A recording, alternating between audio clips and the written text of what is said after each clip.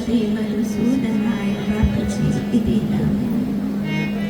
नमस्ते मधुसूदनाय भक्तिपादप्रियाय दुर्लभ कृष्ण भक्ति अति सरलकार। जय श्री कृष्ण। श्रीमद् भगवद गीता में आया है कि 3 तरह का सुख होता है। सतोगुणी सुख, रजोगुणी सुख और तमोगुणी सुख। रजोगुणी सुख क्या है समझना। शुरू में तो बहुत अच्छा लगता है,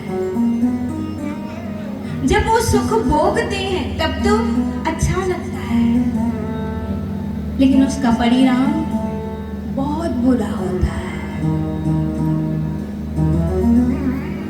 सतोगुणी सुख, सुख लेते भी अच्छा लगता है, उसका परिणाम भी अच्छा होता है।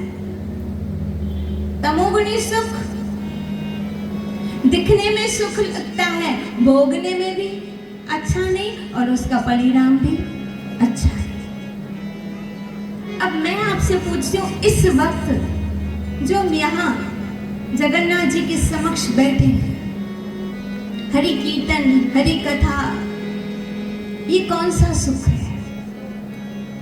सतोगुणी, रजोगुणी या तमोगुणी? आप बताइए कौन सा सुख है? ये सतोगुणी सुख है। क्यों? समझना। सच सच बताओ, अब कीर्तन हो रहा था, अच्छा लग रहा था या बुरा लग रहा था? अच्छा लग रहा था। कथा में आपको कैसा लगता है? अच्छा लगता है या लगता है पता नहीं कब जाएगी, कब पूरा करेगी? कैसा लगता है? अच्छा लगता है। क्यों? क्योंकि कृष्ण कथा हमारी आत्मा को आनंद देती है। ये आत्मा का भोजन है, पता है? आत्मा को सुकून मिलता है जब हम कृष्ण नाम लेते हैं। बोलिए जय श्री कृष्ण, जय श्री कृष्ण, जय श्री कृष्ण। पता ना आपसे बार बार क्यों बुलवाती हूँ? ऐसे तो भी आप भजन नहीं करते, मुझसे भी अच्छा भजन करते हैं। लेकिन एक श्लोक है, श्रीमद् भागवत में आया है, अगर कोई मस्ती में, अनजाने में, परेशान होके किसी को चिढ़ाने के भाव से, किसी भी भाव से भगवान का नाम लेता है, उसका कल्याण होता है। बोलो जय श्री कृष्ण। तो ये जो सुख है, ये आप जब भी याद करोगे ना तो भी सुख मिलेगा। जब अंत समय आता है ना, जब बिल्कुल हम मौत के मुंह में होते हैं, तब हमको ये चीजें याद आती है। कैसे हमने जगन्नाथ जी की लीलाएं सुनी, कैसे हमने कथा कीर्तन का आनंद लिया। भगवान उस कथा के सदके हमको बख्श देना, उस कीर्तन के सदके हमको बख्श देना। जो भी जाने अनजाने में हमसे पाप हुए, हमसे अपराध हुए, बख्श देना प्रभु। ये चीजें उस वक्त हमको बड़ी याद आती है। थोड़ा सा श्री राधे, ये चीजें उस वक्त बहुत याद आती है। उस वक्त ये याद आता है, मैंने भजन किया कि नहीं किया, मैंने हरि कथा सुनी कि नहीं सुनी। और जब आपको हरि कथा की याद आएगी ना, आपकी आत्मा का बोझ हल्का हो जाएगा। मैं भगवान को मुंह दिखाने के लायक हूँ। क्यों? क्योंकि मैंने कथा सुनी। तो ये सुख भोगने में भी, परिणाम भी, और जब याद करो तब भी सुख मिलेगा। ये ऐसा सुख है। तो कल हमने चर्चा की थी कि जगन्नाथ जी की विग्रह कैसे बनी, जगन्नाथ जी, कृष्ण जगन्नाथ जी के रूप में कैसे बदले, कैसे पिघले। आज हम चर्चा करेंगे कि जगन्नाथ रथ यात्रा क्यों निकाली जाती है, क्योंकि कल क्या है, बोलिए ना, जगन्नाथ रथ यात्रा। इस रथ यात्रा में हमारा रोल क्या है, आज हम उस विषय में चर्चा करेंगे। देखो, जगन्नाथ जी हमारे लिए रास्ते पे आते हैं कि नहीं आते? बिल्ली मोरा के रोडों पे आते हैं। क्यों आते हैं? क्यों आते हैं जगन्नाथ जी? क्यों? क्योंकि कभी कभी संसार हमको रास्ते पे छोड़ देता है।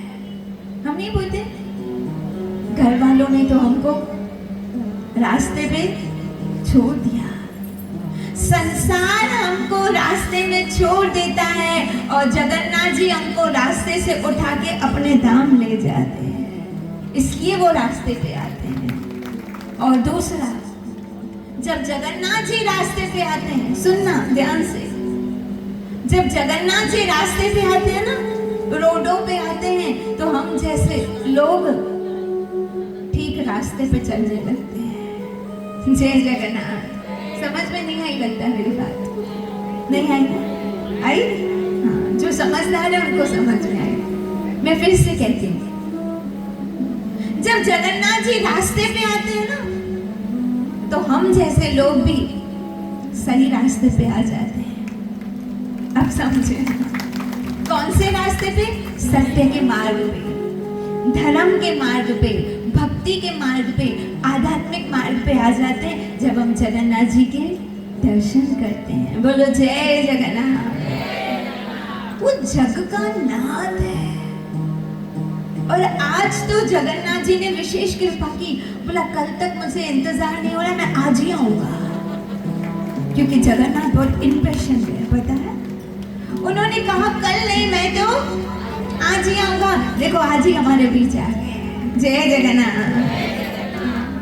क्योंकि जगन्नाथ अपने भक्तों से बहुत प्रेम करते हैं। मैंने कल ही बताया, वो पिघला हुआ स्वरूप है, और जो ये दर्शन करते हैं उनकी आंखें धन्य हो जाती है। जगन्नाथ, ये बोलने में एक कॉन्फिडेंस आ जाता है कि जो जग का नाथ है वो मेरा भी नाथ है,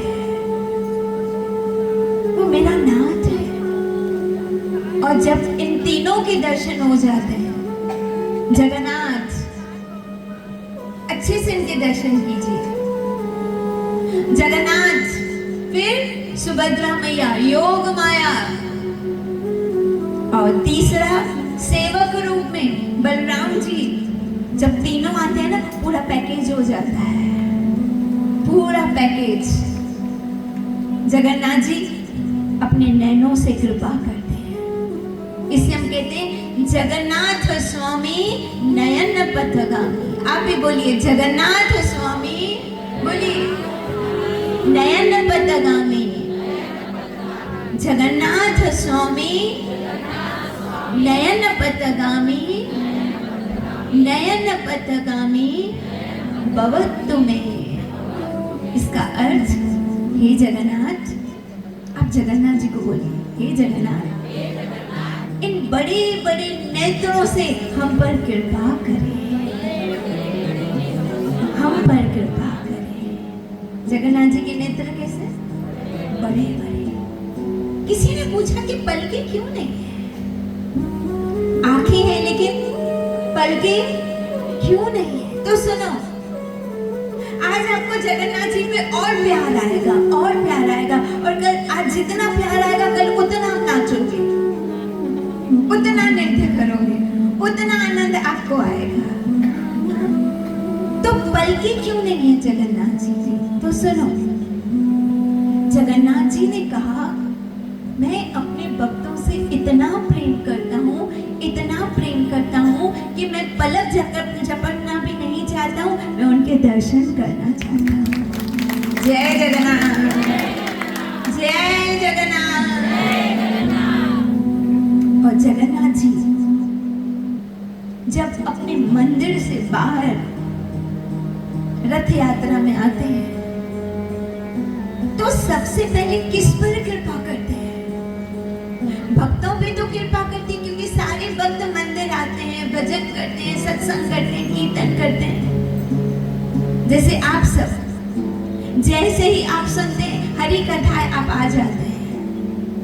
मुझे तो समझ में नहीं आता है, इतने लोगों तक मैसेज पहुंच जाता है, और जब भी सत्संग होता है मैं सबों के चेहरे देखती हूँ, कितना प्रेम है आपके अंदर, कितना भाव है। तो आप तो आ जाते हैं, तो जगन्नाथ जी को पता है कि मेरे भक्त तो मेरे पास आते हैं दर्शन करने, कथा कीर्तन करने, लेकिन जो अभक्त है उनका क्या बनेगा? जो कभी मंदिर जाते ही नहीं है, कभी हरि का नाम लेते ही नहीं है, कभी हरि कथा सुनते ही नहीं है, कभी ठाकुर जी की सेवा करते ही नहीं है, उनका क्या बनेगा? क्योंकि ये जग के नाथ, मतलब इनको सबकी चिंता है, सबकी चिंता है। इसे जगन्नाथ जी सोचते हैं कि जो मेरे पास आएगा उनका तो मैं कल्याण करूंगा, जो मेरे पास नहीं आए उसका कल्याण कैसे होगा? भाई जो आएगा उसका तो कल्याण हो गया, लेकिन जो नहीं आया उसका, तो जगन्नाथ जी कहते हैं वो नहीं आया ना, मैं उसके पास चला जाऊंगा, वो नहीं आया मैं चला जाऊंगा, साल में एक बार। और ऐसा ही हुआ। एक भक्त थे, जगन्नाथपुरी में भव्य जगन्नाथ रथ यात्रा निकली। मैं कहती हूँ अगर मौका मिले ना, और शरीर में शक्ति हो और धन की कैपेसिटी हो, तो एक बार जगन्नाथपुरी जरूर जाना, जरूर जाना। जगन्नाथपुरी की जो मंदिर है उसकी लीलाएं बड़ी अद्भुत है, लेकिन जाना तो किसी भक्त के साथ जाना, जिसको जगन्नाथपुरी के मंदिर का पूरा ज्ञान हो, उसी के साथ जाना। पता है जगन्नाथपुरी का जो मंदिर है, उस मंदिर के अंदर ही इतना सब कुछ है, इतना सब कुछ है, लेकिन मैं फिर कहती हूँ जिसको ज्ञान हो उस बात का, जिसको ज्ञान हो। आज भी जगन्नाथपुरी में जगन्नाथ जी अपने भक्तों के साथ बहुत लीलाएं करते हैं आज की तारीख में, क्योंकि जगन्नाथ जी साक्षात हैं। मैंने कल ही आपको कहा था, विग्रह को कभी विग्रह नहीं समझना, उसको हमेशा साक्षात भाव से देखना। तो एक दिन जगन्नाथपुरी में रथ यात्रा का उत्सव था। कोई अपने अपने भाव से जगन्नाथ जी के लिए भोग लेके जा रहे थे, कोई केला, कोई चिक्कू, कोई जगन्नाथ जी के लिए खिचड़ी बना के जा रहा है। क्योंकि जिस दिन जगन्नाथ जी रथ में बैठते हैं ना, फुल मूड में होते हैं, और उस दिन वैसे तो गर्भगृह में किसी का पका हुआ भोजन स्वीकार नहीं होता है, जो वहाँ के पंडे हैं वही भोग बनाते हैं, लेकिन उस दिन जगन्नाथ जी सबके हाथ का खाते हैं। और मैं आपसे निवेदन करूंगी, आप भी कल जगन्नाथ जी को रथ में अपने हाथों से बना हुआ कुछ ना कुछ जरूर खिलाना, और नहीं तो फल फ्रूट ही जगन्नाथ जी को भोग लगाना, क्योंकि जब रथ में बैठते हैं ना, फुल मूड में होते हैं जगन्नाथ जी, फुल मूड में होते हैं। तो एक व्यक्ति था शूद्र जाति का, और उसके कर्म भी बिल्कुल नीच कर्म किए थे अपने जीवन काल में, लेकिन उसने देखा कि इतनी भव्य रथ यात्रा, इतनी भव्य यात्रा, उसके मन में आया क्या तो भगवान का स्वरूप है, अद्भुत स्वरूप, ऐसा स्वरूप तो मैंने आज तक कभी नहीं देखा। दिल आ गया जगन्नाथ जी पे, और उस वक्त वो शराब पी के आया था, लेकिन भाव आ गया जगन्नाथ जी पे। मैंने कहा ना, जगन्नाथ जी मंदिर से निकलते हैं रास्तों पे उन लोगों के लिए जो पतित जीव, अधम गिरे हुए जीव, उनका कल्याण करने के लिए निकलते हैं। आप सोचो जगन्नाथ जी कितने कृपालु हैं, कितने दयालु हैं, कि तुम नहीं आते हो, मैं आता हूँ तुम्हारा उद्धार करने के लिए। क्यों? अभी चेद सु दुराचारो बजते माम अन्य बात, भगवान श्री कृष्ण भगवत गीता में कहते हैं, तुमने कितने भी पाप किए, कितने भी अपराध किए, चिंता मत करो, तुम मेरी शरण में आ जाओ, मैं तुम्हें साधु बना दूंगा। पास्ट के कर्म छोड़ दो, जो हुआ लेट गो, लेकिन एक बार तुम मेरी शरण में आए ना, फिर देखो मैं तुम्हें क्या बना देता। इसलिए जगन्नाथ जी बाहर आते हैं समस्त जीवों का कल्याण करने के लिए। अब उसके मन में भाव आया, क्यों ना मैं भी थोड़ी सी सेवा कर लूं। एक फ्रूट की दुकान में गया, जितने उसके जेब में पैसे थे, कुछ केले लिए, कुछ चिक्कू लिए, कुछ सेब लिए, और लेके जगन्नाथ जी के रथ तक पहुंचा। बड़ी भीड़ को चीरता हुआ चीरता हुआ चीरता हुआ, कई बार धक्के लगे, कई बार धक्के लगे। याद रखो, भगवान के दर्शन के लिए वो धक्के भी लगे ना तो अच्छे हैं, वो धक्के भी अच्छे हैं। क्यों? ये ठोकरें जो लगती है ना, ये ठाकुर से मिलाती है। इसे परवाह मत करना। कई बार लोगों ने उसको धक्के दिए, भीड़ इतनी इतनी भीड़, एक तो आधा तो टुन था, गिर रहा था, लेकिन मन में भाव था, इतने सारे फल लाया। और जगन्नाथपुरी उस समय एक छोटा सा था, सब लोग एक दूसरे को अच्छे से पहचानते थे कि इसका बेटा है, ये इसका है। एक छोटा सा गांव जैसा था, उस वक्त की बात है। तब पुजारी से कहा, ये फल जगन्नाथ जी के आगे रखो ना। पुजारी ने कहा, इतना दारू पी के आया है, मुझे यहाँ तक दुर्गंध आ रही है, तेरे कर्म देख, और तू जगन्नाथ जी के लिए भोग लाया है। उसको वहां से हटा दिया और उसका फल भी स्वीकार नहीं किया। इतने में तो रथ आगे बढ़ने लगा, फिर से दौड़ता दौड़ता दौड़ता दौड़ता, रस्सी पकड़ते कैसे भी, फिर से रथ के आगे पहुंचा। पुजारी से कहने लगा, बड़ा भाव है मन में, फल खिला दो ना जगन्नाथ जी को, आगे तो रख दो, फिर जगन्नाथ जी की जैसी इच्छा, खाए या ना खाए, आगे तो रख दो। उससे कहा, समझ में नहीं आया तुझे? और जैसे ही कहा, वो रथ तेजी से आगे निकलने लगा और ये वहीं रुक गया। अब इसका मन, क्योंकि संसारी तो था ही, तुच्छ बुद्धि था ही, नशा तो चढ़ा हुआ था, लेकिन अब उसका नशा उतर गया। क्यों? क्योंकि किसी ने निरादर कर दिया। जो संसारिक लोग होते हैं ना, छोटी छोटी बात को बहुत दिल पे ले लेते हैं। मैं हमेशा कहती हूँ, संसार की बातों को दिल पे मत लेना।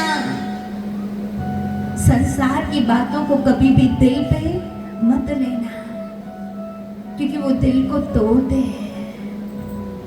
हाँ, कृष्ण की बातों को हमेशा दिल पे लेना। बोलिए जय श्री कृष्ण। सत्संग की बातों को दिल पे लेना, लेकिन संसार की बातों को कभी भी दिल पे मत लेना। एक ट्रक के पीछे लिखा हुआ था, दिल पे मत ले यार। दिल पे कौन सी बातें? जो संसार हमारे लिए क्रिटिसाइज करता है, हमारी निंदा करता है, हमारे लिए अपशब्द बोलता है, उन चीजों को दिल पे मत लेना। क्यों? उस वक्त ये सोचना, कुछ तो लोग कहेंगे, लोगों का काम है कहना। उस वक्त ये सोचना। इसलिए वो बहुत टूट गया, निराश हो गया, क्योंकि बड़े भाव से आया था। जय जगन्नाथ। बड़े भाव से आया था। अब क्या किया? फल लेके समुद्र के किनारे पे रूठ के बैठ गया। बोला भगवान, आप तो कहते हो कि मैं सबका हूं। आज पहली बार जिंदगी में, पहली बार मेरे मन में आपकी सेवा के लिए कोई भाव आया और वो भाव तोड़ दिया। कैसे भाव जोड़ेगा आगे? कौन आपके पास आएगा? कौन आपकी शरण में आएगा? बताओ। निराश, बिल्कुल टूट गया, समुद्र के किनारे पे आके बैठ गया। अगर ये फल ले लेता पुजारी तो क्या होता? अब मेरा दिल तो खुश होता, मेरा थोड़ा भाव तो बढ़ता। रोने लगा, बिल्कुल निराश, टूटा हुआ व्यक्ति। इतने में ये भाव जगन्नाथ जी ने स्वीकार कर लिया। जगन्नाथ जी का रथ रुक गया, आगे ही नहीं बढ़े। पुजारी ने कहा कि तुम लोग रस्सी को ठीक से खींच नहीं रहे हो, रस्सी को खींचे। जिस रस्सी को 1000 लोग खींच रहे थे, 10,000 लोग रस्सी को खींचने लगे, लेकिन रथ आगे नहीं बढ़ा। पता नहीं क्या हो गया। हाथियों को बुलाया गया, हाथी के द्वारा रस्सी खींची जा रही है, लेकिन रथ आगे नहीं बढ़ा। क्या किया जाए? सारे पुजारी जमा हो गए। सुभद्रा जी का रथ चल रहा है, बलराम जी का चल रहा है, लेकिन जगन्नाथ जी एक जिद पे, नहीं चलूंगा मतलब नहीं चलूंगा। मालिक है। सब चिंता में पड़ गए, क्या बात हो गई? तब वहां के जो हेड पुजारी थे, जो जगन्नाथ जी के भक्त थे, आके जगन्नाथ जी से निवेदन किया, जगन्नाथ जी कोई भूल हो गई, कोई अपराध हो गया, क्या बात हो गई? रथ रुक गया है, सारी भीड़ जमा है, संध्या हो रही है, कम से कम गोडीचा मंदिर तक तो पहुंचना ही है। ये रथ चल क्यों नहीं रहा है? जगन्नाथ जी, अगर हमसे कोई अपराध हो गया है, हमसे कोई गलती हुई है तो बताइए। बहुत निवेदन किया, तब जगन्नाथ जी ने विग्रह से आवाज आई कि जो व्यक्ति मेरे लिए फल लाया था ढेर सारे, और स्पष्ट शब्दों में कहा जो शराब पी के आया था, जब तक उसका फल मुझे भोग नहीं लगेगा तब तक रथ आगे नहीं बढ़ेगा। बोलिए जगन्नाथ बलदेव सुभद्रा की। तब तक रथ आगे नहीं बढ़े। मुझे उसी के फल खाने हैं। जब वो फल आएंगे तो ये रथ आगे बढ़ेगा। अब उस वक्त कौन सा पुजारी बैठा था जगन्नाथ जी के आगे? बोला मैं बैठा था। एक आया था, शूद्र जाति का था, उसके कर्म नीच थे, मैंने उसको पका दिया। अब सब उसको कोसने लगे। अब उसको ढूंढे कहां? यहाँ जगन्नाथ जी का रथ रास्ते में खड़ा है, अब उसको ढूंढ रहे। ढूंढो ढूंढो साजना ढूंढो, ढूंढ रहे कि कहाँ है, कहाँ है। ढूंढते ढूंढते ढूंढते ढूंढते अब जगन्नाथ जी की आज्ञा है भाई, तब तक रथ आगे बढ़ेगा ही नहीं। अब ढूंढ रहे कहाँ है, कहाँ है। न नाम, न अता, न पता, बस फल आया था। पुजारी ने कहा जानता तो हूं, लेकिन कहाँ गया ये तो मैं नहीं जानता। वो नाराज होके गया होगा, कहाँ गया। ढूंढते ढूंढते समय लग गया। कुछ लोग लौट के आए,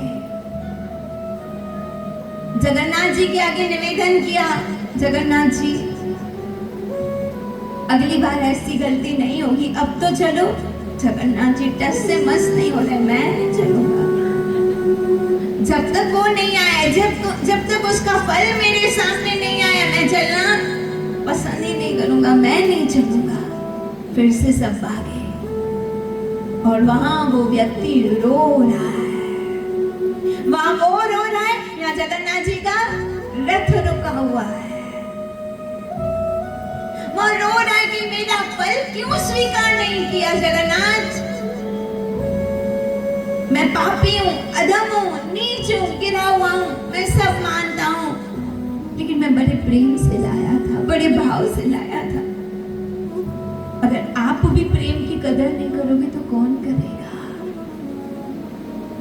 आप अगर हमारे भाव को नहीं समझोगे तो कौन समझेगा? वहां वो रो रहा है, पुकार रहा है, जगन्नाथ से मन ही मन बातें कर रहा है, और यहाँ जगन्नाथ जी उसका इंतजार कर रहे हैं, उसको लाओ। ऐसे ढूंढते ढूंढते समुद्र के किनारे पे वो व्यक्ति दिखा। पल था, कुछ लोगों ने पहचान लिया। बोला ये भाई है। बोला तुम जगन्नाथ जी के रथ के आगे पल आए थे? बोला हाँ। अब तो इतने मोटे मोटे पंडे उसको ढूंढने निकले थे, वो डर गया। बोला तुम पल आए थे? बोला मैं लाया था। बोला दारू पी के आए थे? बोला दारू पी के आया था। बोला चलो अभी। बोला अब नहीं चलना, मारोगे तुम लोग मुझे। बोला मारेंगे नहीं, चलो तो सही। अब वो डर गया क्योंकि पहले डांट खा चुका था। बोला मुझे पता है मैं नीच हूं, मैं अधम हूं। बोला भाई तू जैसा भी, अब तू चल। बोला क्यों क्यों इतने लोग मुझे लेने आए हो? मैंने कौन सा पाप किया? बोला तूने पाप नहीं किया है, जगन्नाथ जी का रथ रुका हुआ है। क्या कहा? जगन्नाथ जी का रथ रुका हुआ है, चलो। अब तो तेजी से भाग रहे हैं। अब वो तो आधा तो गिरा हुआ था और निराश टूटा हुआ, अब तो उसे चला नहीं जा रहा था। दो जनों ने कहा उठा के चलते हैं तुझे। क्यों? क्योंकि रथ रुका हुआ है। क्यों? नीच को ऊंच करे मेरो गोविंद, काहे को न डरे। याद रखना, ये बात हमेशा याद रखना। जब समाज ठुकराता है ना, जब समाज धिक्कारता है ना, जब समाज निकाल देता है ना, तब कृष्ण पकड़ लेता है, उठा लेता है। इसे चिंता मत करना, कभी भी चिंता मत करना। क्यों? क्योंकि कोई हमें पकड़ने वाला है, कोई अपना हाथ देने वाला है। हम अकेले नहीं हैं। जीवन में कभी निराश मत होना। क्यों? हमारो नाथ, हमारो नाथ, जोर से बोलो हमारो नाथ, हमारो नाथ। वो हमारा हाथ पकड़ने वाला है कोई हमारा नाथ है। हम लावारिस नहीं है, हमारा नाथ है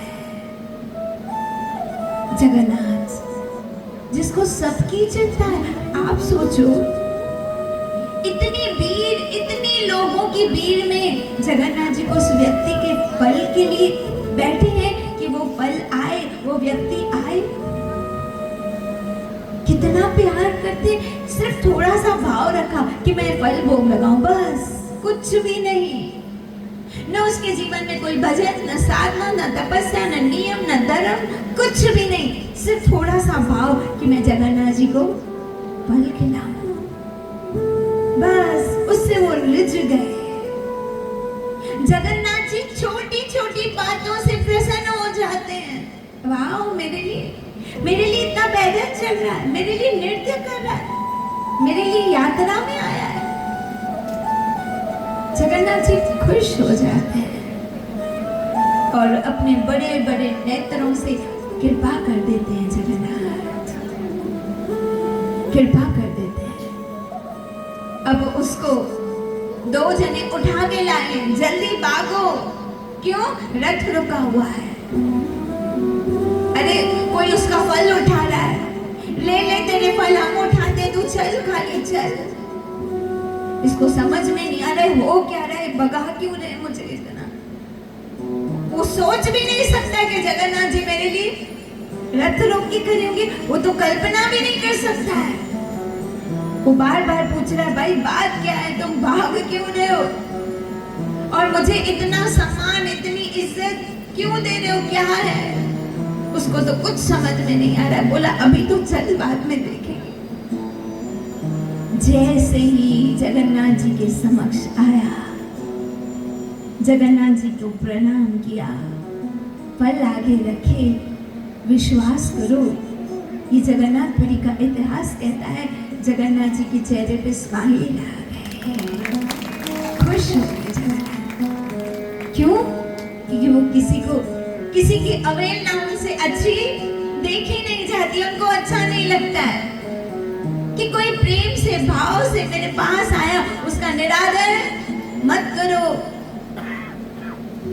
और फिर कहा कि ये अपने हाथों से रथ पे चढ़ के मेरे आगे फल रखेगा।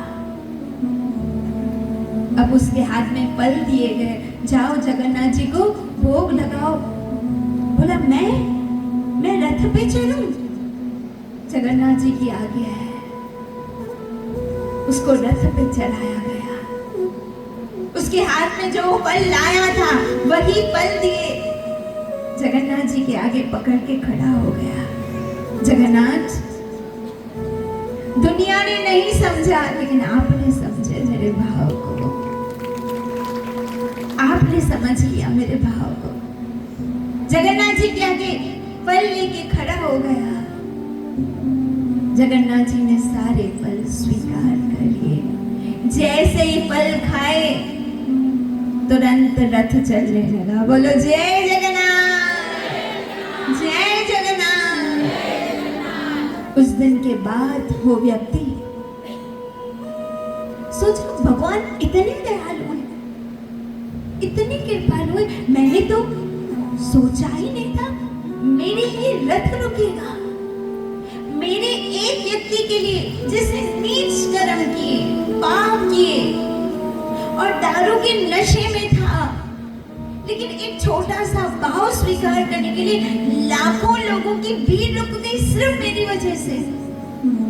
मतलब जगन्नाथ जी इतने दयालु हैं।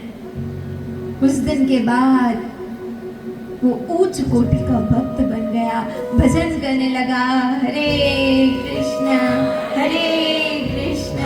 कृष्णा कृष्णा हरे हरे, हरे राम राम राम। अब तो दारू पीना तो दूर की बात है, वो सारा दिन भगवान का भजन भक्ति साधना करता। तभी मैंने कहा जब जगन्नाथ जी रास्ते पे आते हैं ना, तो कई लोगों को रास्ते पे लगा देते हैं, श्री राधे, रास्ते पे लगा देते हैं। क्यों? क्योंकि जगन्नाथ है।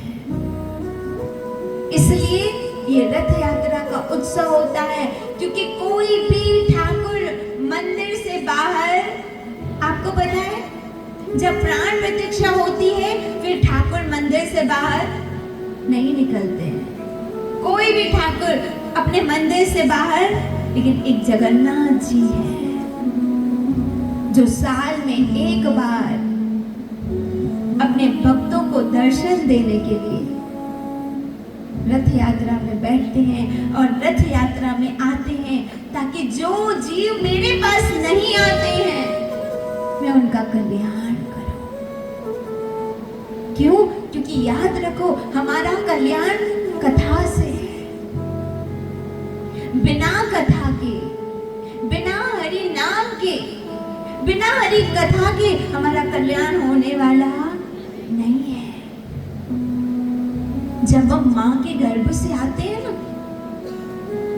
तो माता पिता का ऋण होता है हमारे सर पे। आप कोई बता सकते हैं कि कोई माता का ऋण चुका सकता है? बोलिए, चुका सकता है कोई? नहीं। सबसे ज्यादा 3 ऋण हमारे सर पे होते हैं जब हम माँ के गर्भ से आते हैं।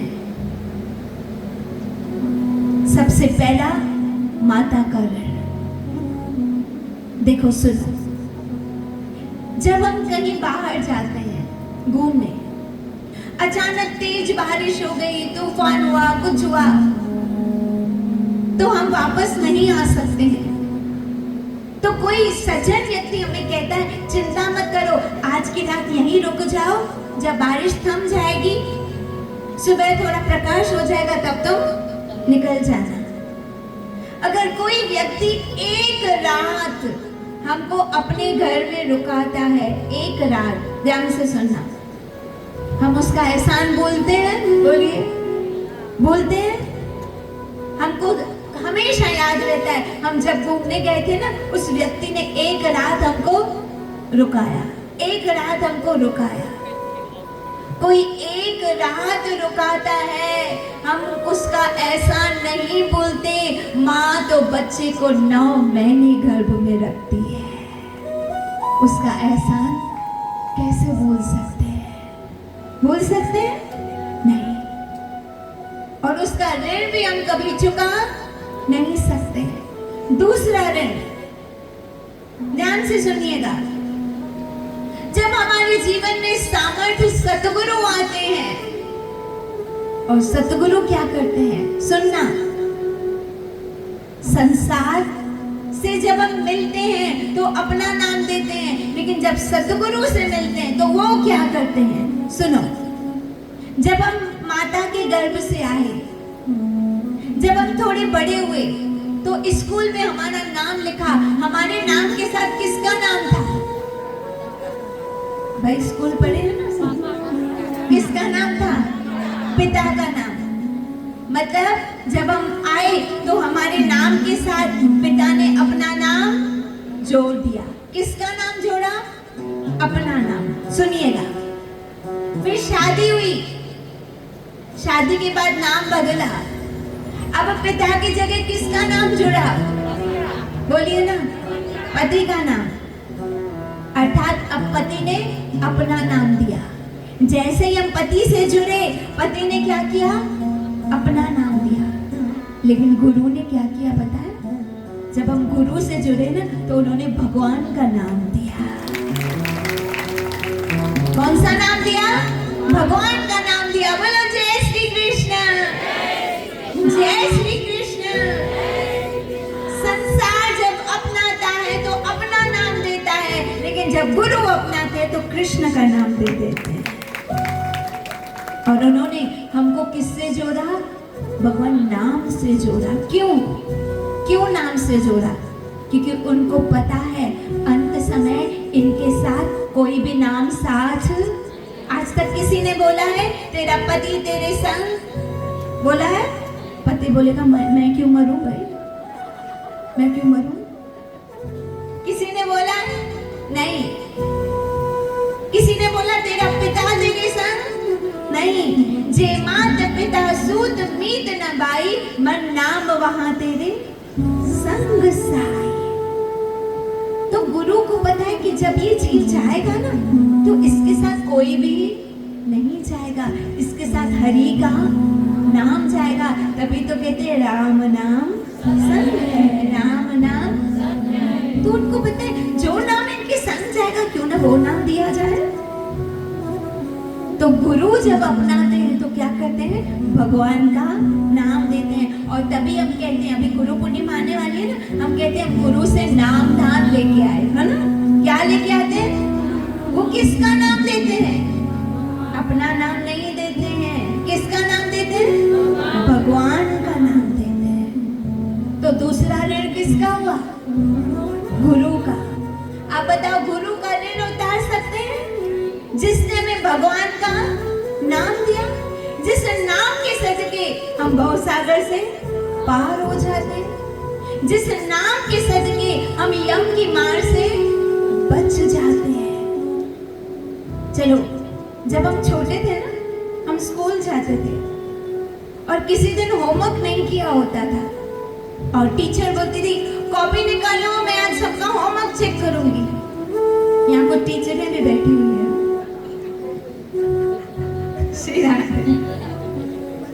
तब क्या होता था? अगर होमवर्क नहीं किया तो क्या होता है?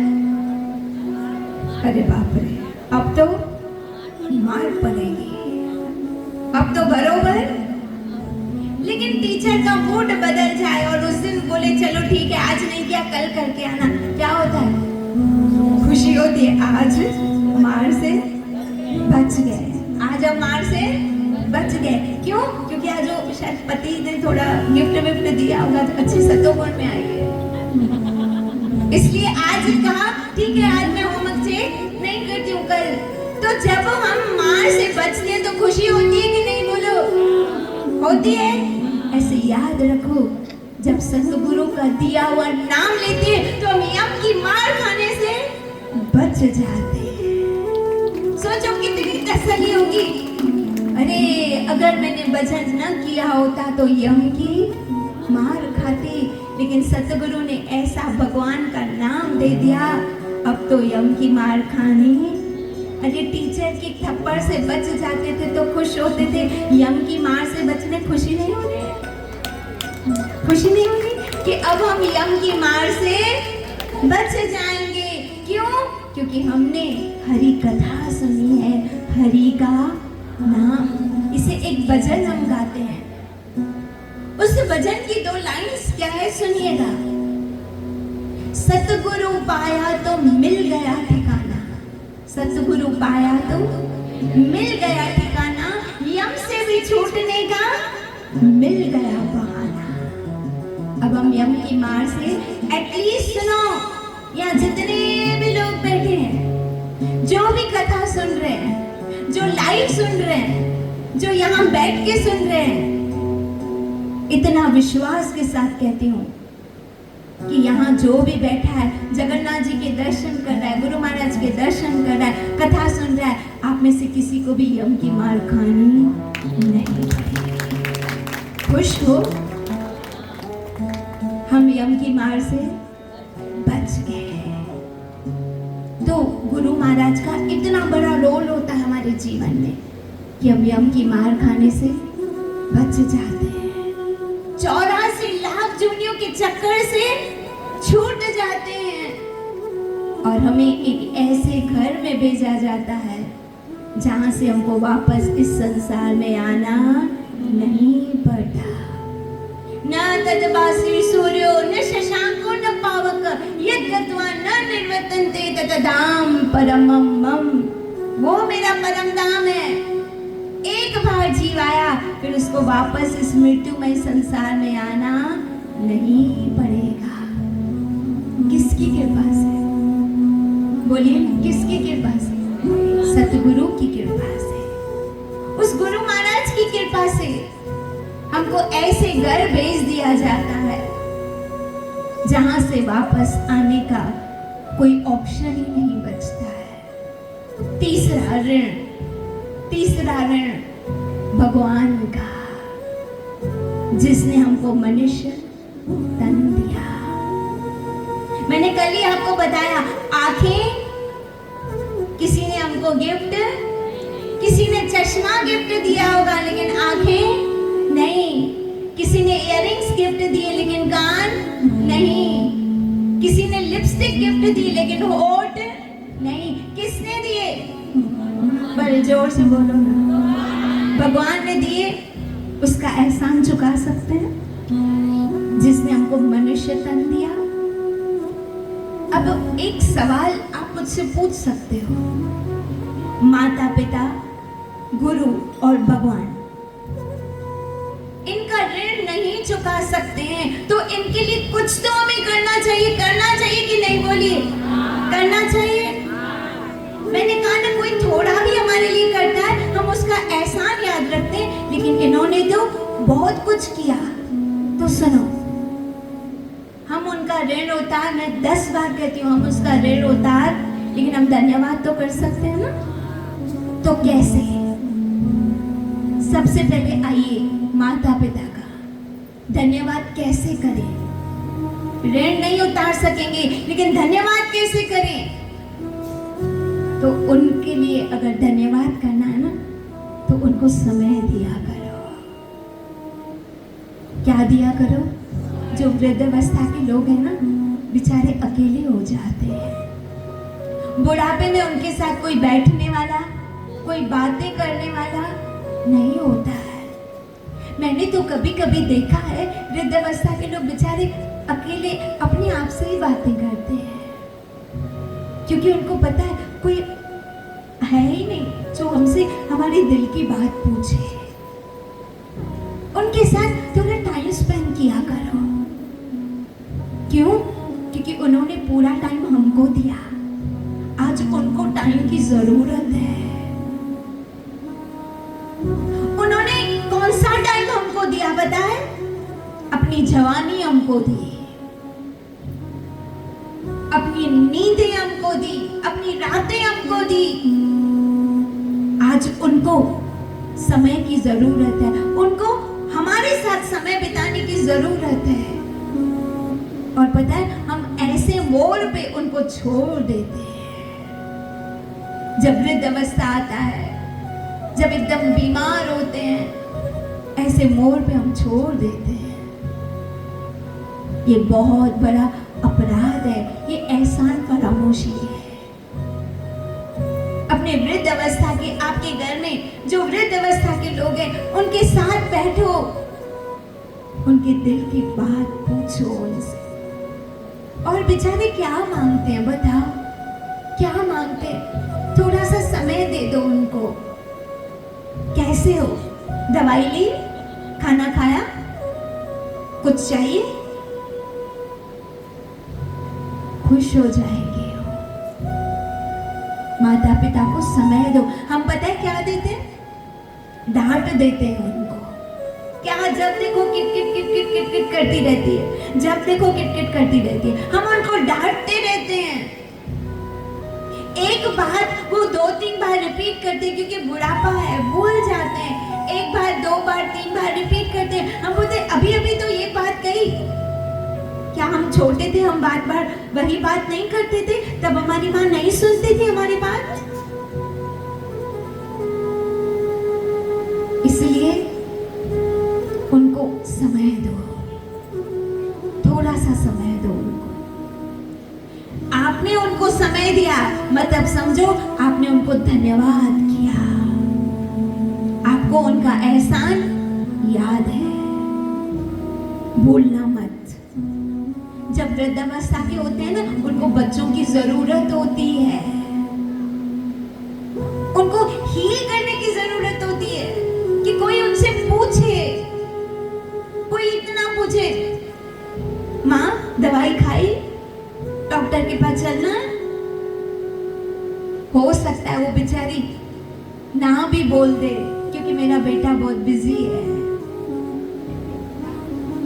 इसलिए अगर माता पिता का ऋण उतारना है ना, या उनको धन्यवाद करना है, तो जब वो वृद्ध अवस्था के हो ना, जब वो अकेलापन फील करते हो ना, उनके साथ बैठा करो, उनको अकेला मत होने देना। मरने से पहले कभी कभी मर जाता है इंसान, मरने से पहले मत मरने देना। उसको लगता है कोई है ही नहीं, कोई पूछने वाला नहीं, कोई देखने वाला ही नहीं है, हम तो जैसे हैं वैसे नहीं है। बेचारे मरने से पहले मर जाते हैं। एक वृद्ध अवस्था के व्यक्ति ने अपना अनुभव शेयर किया मुझे।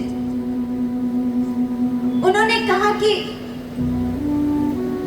जब कोई मर जाता है ना, तो उसको शमशान ले जाते हैं, उसको जलाते हैं। उस वक्त दुख नहीं होता है, दुख तब होता है जब जीते जी मार देते हैं। जब जीते जी कोई पूछता नहीं है। मरने के बाद तो 4 कांधे देते हैं, लेकिन जीते जी तो पूछते नहीं है। इंसान मरने से पहले मर जाता है। इसलिए अपने माता पिता, जिन्होंने हमारे लिए अपनी नींदें, अपना सुख, अपना चैन, सब कुछ हमको दे दिया, उनका ऋण ना भूल के, उनको धन्यवाद करने के लिए उनके साथ समय बिताना चाहिए। मुझे कभी कभी लगता है पैसों से भी इंपॉर्टेंट होता है समय, बहुत कीमती होता है समय। और हमारी एक मजबूरी क्या है, जब हमारी दुनिया में बच्चे होते हैं, लेकिन बच्चों की दुनिया में उनके बच्चे होते हैं। जो हमारे बच्चे हैं, उनकी दुनिया में अपने बच्चे हैं। रिसेंटली एक स्त्री थी, उसकी माँ दूसरे शहर में थी, वो सीरियस थी, अपनी बेटी को बोली थी बेटी मैं मर जाऊंगी, एक बार तेरा चेहरा तो दिखा, एक बार तो तू आ। तब उस बेटी ने क्या कहा, माँ मैं क्या करूं, मेरी बेटी के फाइनल एग्जाम है। उसको अपनी बेटी की चिंता है और माँ को अपनी बेटी की चिंता है। बोलिए राधे कृष्ण, जय श्री कृष्ण। क्यों? क्योंकि आपकी दुनिया में बच्चे हैं, आपके बच्चे हैं, आपकी दुनिया में आपके बच्चे हैं, लेकिन आपके बच्चों की दुनिया में उनके बच्चे हैं। वो कहीं ना कहीं मजबूर है, लाचार है। तो कभी कभी बड़ों को भी सोचना चाहिए कि वो कहीं ना कहीं मजबूर होगी। अब वो बेटी बेटी करके मर गई, लेकिन बेटी नहीं आई। मर गई लेकिन बेटी नहीं आई। क्यों? क्योंकि उसकी बेटी के एग्जाम्स थे, वो नहीं आई। इसलिए तो मैं कहती हूँ भगवान से रिश्ता पक्का करो, कोई आए नहीं आए, मेरा मोली वाला जरूर आएगा, वो जरूर आएगा। क्योंकि वो लाचार नहीं है, वो मजबूर, वो बेबस नहीं है, वो आ सकता है। उससे दोस्ती रखो, उसको अपनाओ। आज भी तेरा आसरा, कल भी तेरी आस। बोलिए आज भी तेरा आसरा, कल भी तेरी आस। फिर तू क्यों है उदास? उस पे उम्मीद रखो। संसार की उम्मीद रुलाएगी, और अगर भगवान पे उम्मीद रखी तो कभी भी ना उम्मीद नहीं करता है, वो आता है। अब बताओ, द्रौपदी ने जब पुकारा, सब मजबूर थे कि नहीं थे? बताओ, सब मजबूर थे? पांचों पति मजबूर थे कि नहीं थे? थे। भीष्म पितामह मजबूर, धृतराष्ट्र मजबूर, सब मजबूर थे। द्रौपदी ने देखा कौन है इस सभा में जो मजबूर ना हो, कौन है? तब द्रौपदी ने कहा एक है जो मजबूर नहीं है, लाचार। कौन? हे द्वारकाधीश। हाथ उठा के बोलो, हे द्वारकाधीश, हे द्वारकाधीश। एक बार फिर से बोलो, हे द्वारकाधीश, हे द्वारकाधीश। इतना भाव से बुलाओ कि द्वारकाधीश ऊपर से नीचे आ जाए। हे द्वारकाधीश, हे द्वारकाधीश। कौन आया? कौन आया? द्वारकाधीश। थोड़ा सा सोचो, कल्पना करो। 5 पति सामने बैठे हैं, बैठे थे, बैठे थे। थोड़ी देर के लिए, थोड़ी देर के लिए उस कैरेक्टर में चले जाओ। धृतराष्ट्र सिंहासन पर बैठा था, सामने ही बैठा था। भीष्म पितामह, कृपाचार्य, सब बैठे थे। लेकिन जो उस वक्त वहां नहीं दिख रहा था, जो पास बैठे थे वो नहीं आए, लेकिन वो द्वारका से आ गया।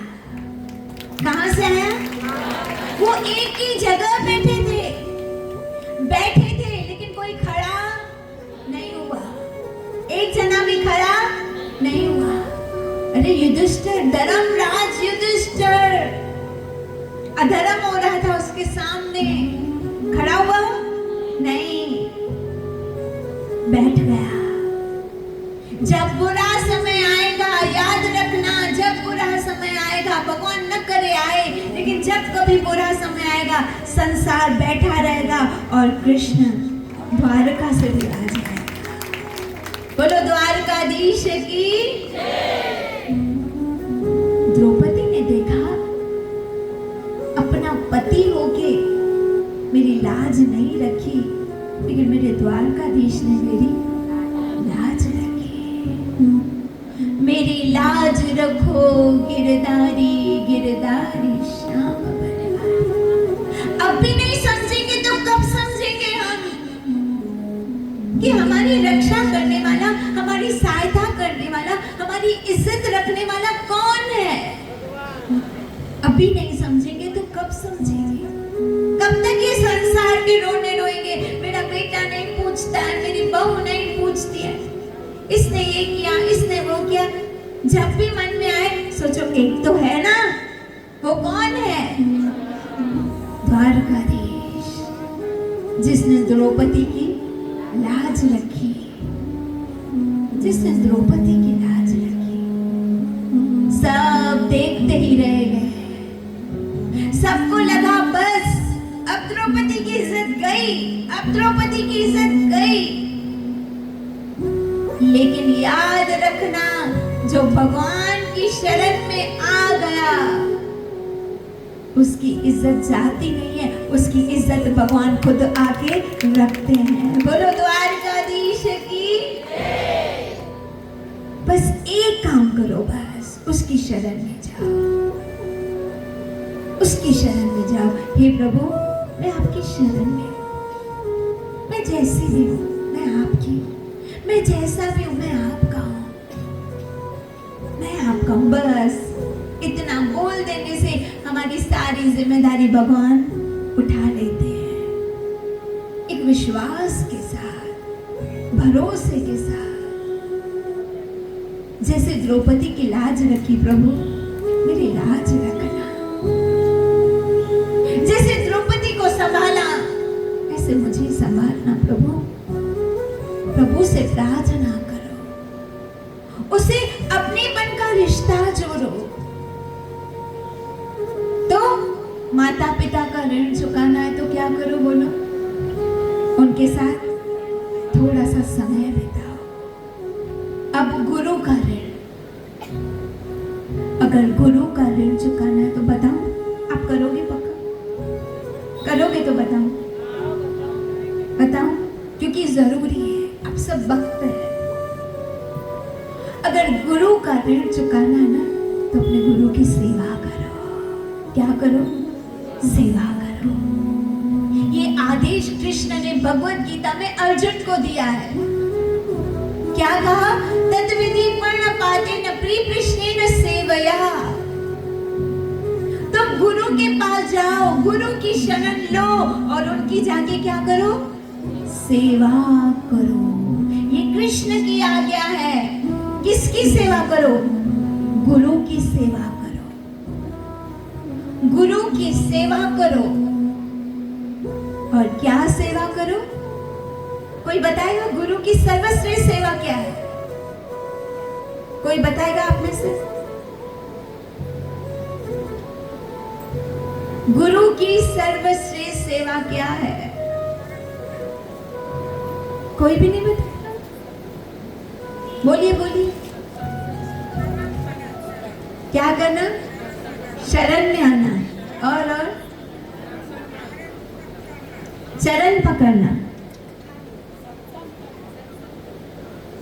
बोलिए बोलिए। चलो मैं बोलती हूँ, आप नहीं बोलते मैं ही बोलती हूँ। हाँ बिल्कुल सही। गुरु आज्ञा का पालन करना, गुरु वचनों को रखना संभाल के। हर वचन में गहरा राज है, उनके एक एक वचन में राज है, गहरा राज है, जो हम छोटी सी बुद्धि वाले समझ नहीं पाते हैं। उनके एक एक वचन में गहरा राज है। जिसने जानी है महिमा गुरु की, उसका डूबा कभी ना जहाज है। कभी कभी उनकी बात हमको समझ में नहीं आती है, क्योंकि एक गुरु और कृष्ण हमारी भौतिक बुद्धि से परे होते हैं। उसको समझने के लिए एक आध्यात्मिक बुद्धि चाहिए। वो भौतिक बुद्धि से नहीं समझ में आते हैं।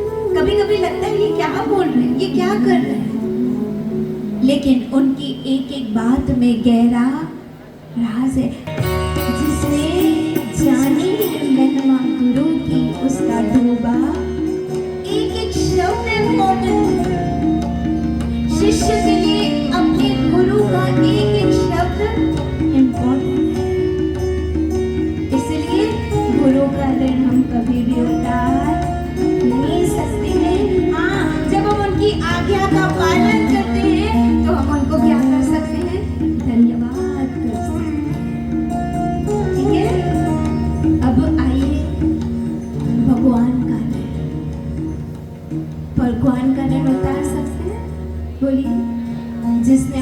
उठा दिया तो अब भगवान का ऋण कैसे उतारे?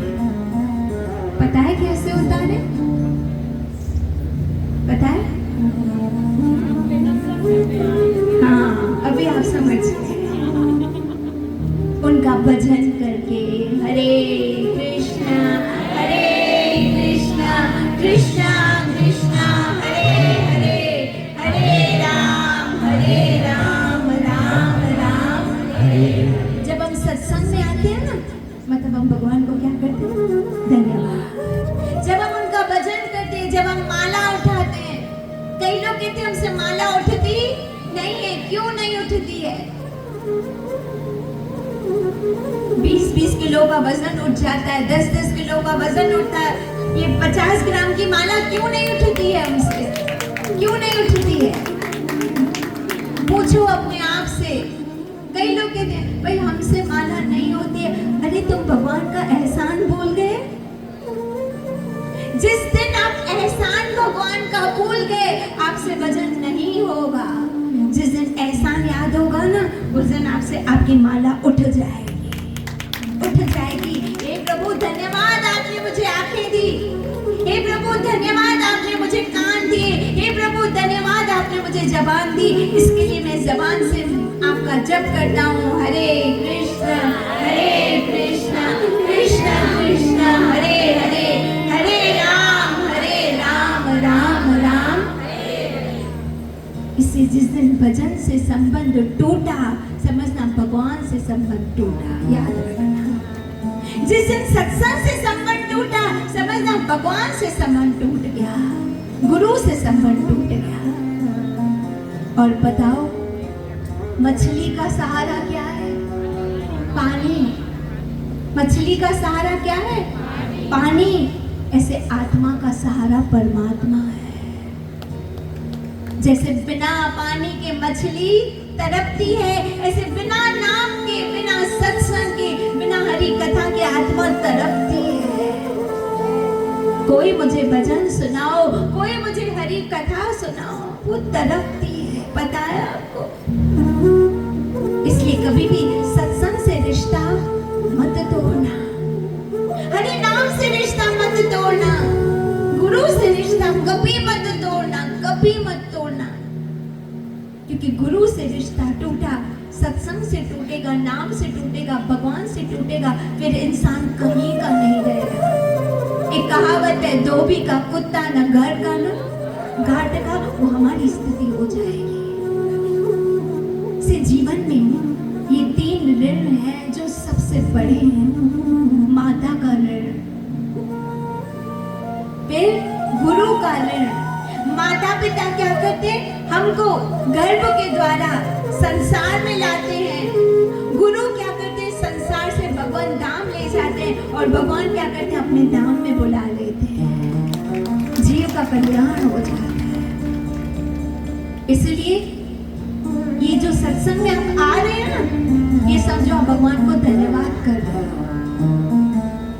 ये आप भगवान को धन्यवाद कर रहे हो। ये जो आप नाम ले रहे हो, बोलो जय श्री कृष्ण, जय जगन्नाथ, जय जगन्नाथ। ये समझो आप जगन्नाथ को धन्यवाद कर रहे हो। तभी मैं बार बार कह रही हूँ, ये शरीर मिला है, उनकी सेवा में लगाओ। आंखें दी है तो दर्शन करो, कान दिए कथा सुनो, हाथ दिए दान पुण्य सेवा धर्म जरूरतमंदों को दो। भगवान ने दिया है तो दो, 2 हाथों से दो, 1000 हाथों से आपको देगा। दान पुण्य सेवा धर्म सब कुछ करो।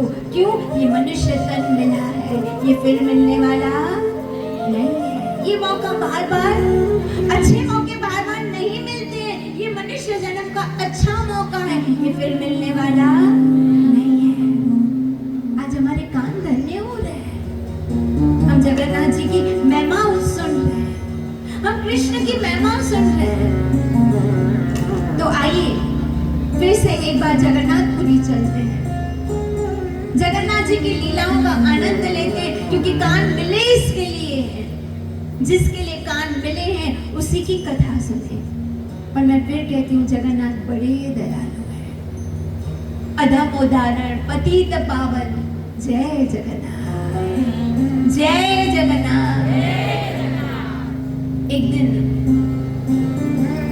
थोड़ा सा जगन्नाथ जी की लीलाओं का उत्सव अभी हम मनाएंगे, क्योंकि अब थोड़ा सा ही समय हमारे पास है।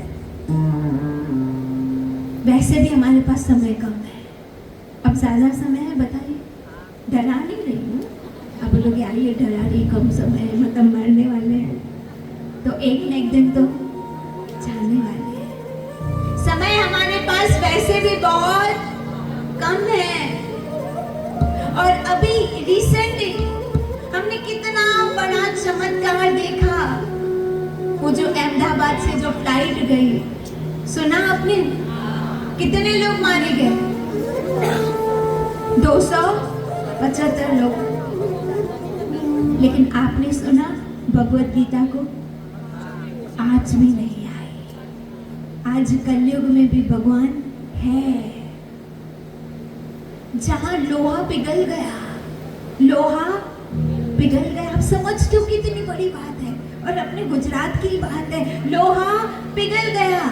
और भगवत गीता जो एक पेपर है, एक पन्ने के रूप में, एक बुक के रूप में, एक किताब के रूप में, वो बच गई। इसका मतलब कुछ आपने समझा? भगवान हमें बहुत कुछ समझाना चाहते हैं। समझो, आज हम जैसे हिंदू भगवत गीता में भरोसा नहीं करते हैं और धर्म परिवर्तन करते हैं, धर्म परिवर्तन करते हैं। भगवत गीता में हम विश्वास नहीं करते हैं। भगवत गीता हमारा परम धर्म, हमारा परम ग्रंथ है भगवत गीता, हिंदू सनातन धर्म। और मुझे तो लगता है भगवत गीता सिर्फ हिंदुओं के लिए नहीं, वो तो सबके लिए, क्योंकि हमारे कृष्ण कभी भेदभाव नहीं करते। तो हम क्यों करें, हम उनके भक्त हैं। समझाना चाहते कि देखो, आज भी भगवत गीता सुरक्षित है। क्यों? क्योंकि कुछ लोग आज भी धर्म पर हैं। आप जैसे लोग धर्म पे हैं, आप जैसे लोग हैं जो ऐसे कलयुग में भी भजन करने वाले हैं। आप जैसे लोग हैं जो इतनी बारिश में भी सत्संग में आते हैं। आप जैसे लोग हैं। और भगवान भी क्या करता है? पहले परीक्षा लेता है। सुबह से तेज बारिश, तेज बारिश, शाम को बिल्कुल बंद, बिल्कुल बंद। ये चमत्कार नहीं है तो और क्या है? ये चमत्कार नहीं है। लग रहा था बारिश बंद होगी, आज कोई चांस नहीं लग रहा था बारिश बंद होने की। लेकिन याद रखो, ये हमारे ऊपर हमारे सतगुरु का हाथ है, हमारे ऊपर हमारे कृष्ण का हाथ है। वो हमारी सारी मुसीबतों को टालते हैं। क्या बोलते? सुनो, तुम मेरे मार्ग पे पांव रख के तो देख, सारे दरवाजे न खोल दूं तो कहना, तू घर से निकलती तो देख, बारिश न बंद कर दूं तो कहना, तो निकल तो सही घर से। तो भाव तो बना सत्संग जाने का, रास्ते तो मैं खोलूंगा ना। और बार बार वो हमारे रास्ते खोलते हैं कि नहीं खोलते? बोलिए, खोलते हैं, खोलते हैं हमारे रास्ते। क्यों? क्योंकि वो हमसे प्यार करते हैं। आपको पता है, हमारे ठाकुर हमसे बहुत प्यार करते हैं। इतना प्यार करते हैं, इतना प्यार करते हैं कि कल यात्रा में जाना था, आज ही आ गए जगन्नाथ। इतना प्यार करते हैं। तो आइए हम जगन्नाथ जी की लीलाओं का आनंद लें। जितना समय है, इन कानों को धन्य करें। मैं बोल के सेवा करती हूँ, आप सुन के सेवा करते हो, लेकिन पता नहीं जगन्नाथ जी कब किससे राजी हो जाए, कब किससे प्रसन्न हो जाए, कौन सी किस सेवा से खुश हो जाए, वो हम जानते नहीं है। लेकिन हमें अपनी सेवा करते रहनी है। एक जगन्नाथपुरी में भक्त थे, बड़ा आनंद आएगा ये कथा सुन के, बड़ा आनंद आएगा। जगन्नाथ जी के भक्त थे। उनको जगन्नाथ जी के दर्शन के बिना चैन नहीं आता था। और तो और जगन्नाथ जी को भी उनके बिना चैन आता नहीं था। जब भी पट खोलते, सब भक्त जगन्नाथ जी के दर्शन करते, लेकिन जगन्नाथ जी देखते रहते, वो नहीं आया अभी तक आया नहीं। मैं कहती हूँ वो भक्त कितना भाग्यशाली है। हम सब तो भगवान से प्यार करते हैं, लेकिन वो भाग्यशाली है जिसे भगवान प्यार करते हैं, वो भाग्यशाली। हम भगवान राह निहारते हैं, लेकिन वो भाग्यशाली है जिसकी भगवान राह निहारते हैं, अभी तक आया क्यों नहीं है? वो भगवान से इतना प्यार करते, कोई मंगल आरती मिस नहीं करते, डेली जगन्नाथ जी की नित्य भोग सेवा में कुछ न कुछ उनका हाथ होता ही था। और जगन्नाथ जी के सारे नखरे उठाते। जगन्नाथ जी कहते आज ये जो स्त्री जा रही है ना, इसके मटके में माखन है, मुझे ये माखन खाना है। वो भक्त कहता अब वो स्त्री जा रही है माखन लेके मैं कैसे लूं, मैं खुद से बना के देता हूँ। नहीं नहीं, उसी का ही माखन खाना है। अरे वो मटका लेके जा रही है, मैं कैसे उसके पीछे पीछे जाऊं, मुझे तो उसी का ही माखन खाना है।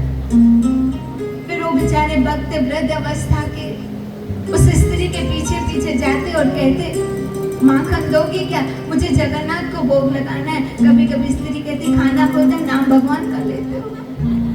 वो बेचारे कहते मैं क्या करूं, जगन्नाथ जी को खाना है, आपके हाथ का ही माखन खाना है।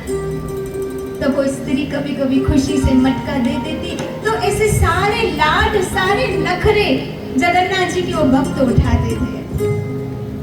एक दिन की बात है, रात के 1:30-2 बजे थे। पुजारी जगन्नाथ जी को सुलाए। और आपको एक मंदिर जगन्नाथपुरी की एक और विशेषता बताऊं जो मैंने भी अभी रिसेंट सुनी है। जब भी ठाकुर को सुलाया जाता है मंदिरों में तो उनका श्रृंगार उतारा जाता है और उनको हल्के फुल्के कपड़े पहनाए जाते हैं ताकि वो रात को अच्छे से विश्राम करें। लेकिन हमारे जगन्नाथ जी हैं जो रात को भी उनका श्रृंगार होता है, क्योंकि भरोसा नहीं है रात को भी कहीं चले जाते हैं, तो रात को भी उनका श्रृंगार होता है, एक अलग से श्रृंगार होता है। उनका शयन श्रृंगार कहा जाता है, तो उनका रात को भी श्रृंगार होता है। मैंने कहा ना, आप जगन्नाथपुरी मंदिर में जाएंगे ऐसी अलौकिक बातें आपको सुनने को मिलेगी और ऐसे अलौकिक दृश्य मिलेंगे जो आपने कभी सुने नहीं होंगे। सिर्फ उस मंदिर के परिसर में इतनी सारी देखने को चीजें हैं, 2 दिन लग जाते हैं सिर्फ उस मंदिर के परिसर में जो जो जगन्नाथ जी के लिए वहां होता है। आपको पता है इन दिनों जगन्नाथ जी 15 दिन क्या कर रहे हैं पता है? जगन्नाथ जी बीमार है, पता है आपको? 15 दिन उनको क्या किया जाता है? सुलाया जाता है और उनको भोग नहीं देते, उनको गोलियां खिलाते हैं आया करके। पता है? बहुत सारी अद्भुत लीलाएं हैं, क्योंकि 15 दिन पहले रथ यात्रा से 15 दिन पहले एक स्नान उत्सव होता है जगन्नाथ जी का, जो समुद्र के पानी से उनको नहलाया जाता है। पर हमारे जगन्नाथ जी इतने सुकुमार हैं, जैसे ही उनको समुद्र के पानी से स्नान कराया जाता है उनको बुखार आ जाता है, और जब बुखार आ जाता है तो फिर अब वैद्य को बुलाया जाता है। आज भी ये लीलाएं होती है जगन्नाथपुरी मंदिर में। इसलिए अगर कभी भी आपको जगन्नाथपुरी जाना हो तो जगन्नाथ रथ यात्रा के 15 दिन पहले पट बंद होते हैं, जगन्नाथ जी के दर्शन नहीं होते। उन दिनों में कभी मत जाना। इतना आप यहाँ से दूर जाओ जगन्नाथपुरी और आपको जगन्नाथ ही ना मिले तो जगन्नाथ के दर्शन ही ना मिले, क्योंकि 15 दिन जगन्नाथ जी को आराम कराया जाता है और 15 दिन के बाद उनको रथ यात्रा में रथ में बिठा के लेके जाया जाता है कि 15 दिन खूब आराम किया, हम थोड़ा घूमो भाई बहन के साथ। और फिर उस रथ यात्रा में भी बहुत सारे अलग अलग उत्सव मनाए जाते हैं। आपको पता है रथ यात्रा के बाद जगन्नाथ जी कहाँ जाते हैं? किसी को पता है? मौसी के घर जाते हैं। देखो ठाकुर जी की लीला, सुन के कान धन्य हो जाते हैं। सुनो, मौसी के घर जाते हैं। ये जो गोडीचा मंदिर है ये क्या है? ये मौसी का घर है। और वहाँ 2-3 दिन, थोड़े दिन फिर विश्राम करते हैं। मौसी उनको कहती है 15 दिन से ठीक से खाया नहीं है, चलो मौज करो। वो उनको बहुत अच्छा सा खिलाती पिलाती है। फिर रथ यात्रा 2-3 दिन के बाद वापस आती है। और जब रथ यात्रा आती है तो लक्ष्मी जी नाराज हो जाती है, मुझे छोड़ के बहन बहन के साथ चले गए, मैं यहीं बैठी हूँ और आप चले गए। फिर लक्ष्मी के जो दास दासियां हैं वो जगन्नाथ जी के पंडों को मारती हैं। आपको ये लीलाएं पता है? क्यों? क्योंकि इतने दिन पत्नी को छोड़ के चले गए भाई बहन के साथ। और फिर लक्ष्मी जी नाराज होती है। जितने दिन वो जाते हैं उतने दिन मंदिर में लक्ष्मी जी नाराज होकर बैठती है कि जगन्नाथ जी मुझे छोड़ के बहन भाई के साथ चले गए। फिर जब आते हैं तो उनके पंडों को मारा जाता है। ये बहुत अद्भुत लीलाएं होती है जगन्नाथपुरी में। जब आप देखेंगे ना आपको आनंद आएगा। और आज की तारीख में ये सब किया जाता है। लक्ष्मी जी आती है, जगन्नाथ जी पे क्रोध करती है, फिर लक्ष्मी की जो दास दासियां हैं वो जगन्नाथ जी के पंडों को मारते हैं। मतलब ये एक ऐसा खेल की तरह किया जाता है और ये देखने में बड़ा आनंद आता है, बड़ा आनंद आता है। तो जगन्नाथ जी है ना बहुत आनंद देने वाले हैं, बहुत आनंद देते हैं। तो एक दिन जगन्नाथ जी को सुलाया जा रहा था, लेकिन जगन्नाथ जी के मन में कुछ और चल रहा था। सुनिएगा, जगन्नाथ जी ने उस जो उनका भक्त था अंदर ही अंदर से प्रेरणा देके मंदिर में बुलाया और कहा रात के 1:30 बजे हम चलेंगे। कहाँ प्रभु? रात के 1:30 बजे कहाँ? बोला चोरी करने का मन आया है। क्या करना है? चोरी। भक्त डर गया, वृद्ध अवस्था का है, सफेद बाल, सफेद दाढ़ी, हाथ पांव कांप रहे हैं। चोरी का सुन के तो और कांपे। बोला प्रभु दया करो। अभी तक वृंदावन की आदत नहीं गई, माखन चुराना, दही चुराना, अभी तक आपकी आदत नहीं गई। जगन्नाथ ने कहा बड़ा मन है चोरी करने का, लेकिन दिन दहाड़े तो चोरी हो नहीं सकती। उसने कहा प्रभु आपकी कृपा से जब से मैंने होश संभाला है मैंने जीवन काल में कोई चोरी नहीं की। वो आपकी तरह सदोरा था, अच्छा इंसान था। बोला मैंने कोई चोरी नहीं की। हमेशा एक भक्त का जीवन जिया, एक संत का, साधु का जीवन जिया। बुढ़ापे में चोरी कराओ, पूरी मेरी जिंदगी की मेहनत खराब हो जाएगी प्रभु। और जो आप बोलो करेंगे, लेकिन चोरी तो मुझसे नहीं होगी। जगन्नाथ ने कहा देख तू मेरा दोस्त है ना, दोस्त है ना, दोस्ती में तो चलता है ना सब, दोस्ती में तो चलता है। तुम भी तो कहते हो जगन्नाथ मेरा यार है, जगन्नाथ मेरा दोस्त है, तो दोस्ती तो निभानी पड़ेगी ना, दोस्ती तो निभानी पड़ेगी। कहा ठीक है मंजूर है। बोला सब पुजारी चले जाएंगे सुला के, रात को 1:30 बजे आना। बोला आप कैसे आओगे? बोला एक खिड़की से मैं आऊंगा। फिर बोला फिर का फिर तब बताऊंगा। वो भक्त बेचारा इतना सीधा, उधर मेरे को चोरी के कोई नियम नहीं पता है, आप मुझे बताओ कि चोरी के नियम क्या होते हैं। इतना सीधा, चोरी के नियम तो बताओ। बोला चोरी के नियम क्या है सुनो, अब भगवान सिखा रहे हैं। देखो हमारे ठाकुर, तभी तो उनका एक नाम क्या है? माखन। क्या नाम है?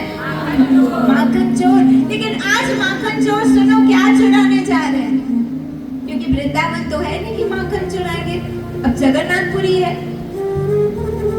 तब कहा देखो चोरी का नियम क्या है, छुपके से घर से निकलना, जिस जगह पे जाना वहां आवाज नहीं करना।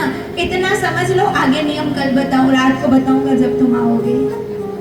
अब भक्त गया, उसकी दिल धक धक, पता नहीं आज क्या करवाएगा, पता नहीं आज क्या करवाएगा, दिल धक धक धक धक कर रहा है। रात के 1:30 बजे भक्त आ गए, आवाज लगाई जगन्नाथ। जगन्नाथ समझ गए आ गया है। जगन्नाथ जी बाहर आए। बोला कहाँ चलना है? बोला राजा के बगीचे में चलना है। बोला एक तो रात, ऊपर से बगीचा, कोई चुड़ैल वुड़ैल आ गई तो? जगन्नाथ ने कहा चुड़ैल वुड़ैल आई तो मैं बैठा हूँ, क्यों? क्योंकि भूत प्रेत तो सब मुझसे दूर भागते हैं, मेरे नाम से भाग जाते हैं। बोलो जय श्री कृष्ण। अरे मेरे नाम से भाग जाते हैं, मैं तो साक्षात हूँ, डर काहे का? बोला ठीक है चलो। बोला चुराना क्या है? बोला कटर चुराना है। पता है कटर? आप लोग क्या बोलते हो उसको? कटर ही बोलते हैं? फिर ठीक है। क्या? फणस। अच्छा चलो मैं फणस बोलती हूँ। क्या चुराना है? फणस। इंग्लिश में क्या बोलते हैं? जैक फ्रूट बोलते हैं। बोला फणस चुराना है चलो। बोला ऐसे ही लाके देता हूँ। बोला नहीं ऐसे नहीं, चोरी करके, क्योंकि कई दिनों से चोरी का माल नहीं खाया है, चोरी करके। बोला ठीक है चलो। अब राजा का बहुत बड़ा बगीचा था। बगीचे में दोनों ने प्रवेश किया। अब वृद्ध अवस्था का वक्त धीरे धीरे चल रहा है। जगन्नाथ बोल रहे हैं अरे चोरी करने जा रहा है, गार्डन में घूमने जा रहा है, चल तेजी से चल। अब तेजी से हाथ पकड़ के लेके जा रहे हैं। वो बेचारा धोती पकड़े, कभी क्या पकड़े, अपना दुपट्टा पकड़े, जा रहे हैं दोनों। अब बोला ये देख ये जार है, इसमें फणस है, मुझे 2 चाहिए, 3, 2 भी नहीं 3, क्योंकि हम भाई बहन है, सब तीनों खाएंगे। बोला ठीक है। उसने बोला मैं नीचे रुकता हूँ, आप ऊपर जाओ। जगन्नाथ को कहा, जगन्नाथ ने कहा नहीं मैं नीचे रुकूंगा, तुम ऊपर चढ़ोगे। अरे बाप रे, इतने बड़े झाड़ पे मुझे चढ़ाओगी? मैं वृद्ध अवस्था का व्यक्ति हूँ। इतने में कोई आ गया, तुम तो यूं भाग जाओगे, मैं तो लटक जाऊंगा। जगन्नाथ ने कहा दोस्ती की कसम है। क्या कहा? दोस्ती की कसम है। ये जगन्नाथ जी की साक्षात लीला है, ये कोई कल्पना कथा नहीं है। देखो भक्तों के साथ क्या क्या लीलाएं करते हैं, क्या करना तो पड़ेगा ही। कहा ठीक है। बेचारा जैसे तैसे जैसे तैसे ऊपर चढ़ा। ऊपर से चिल्लाने लगा कौन सा तोरू? बोला पागल चोरी करना, चिल्ला रहा है, धीरे बोल। जब चोरी करते तो जोर से नहीं बोलते, धीरे बोलते, धीरे। वो बोला कौन सा तोरू? उसने बोला ये वाला।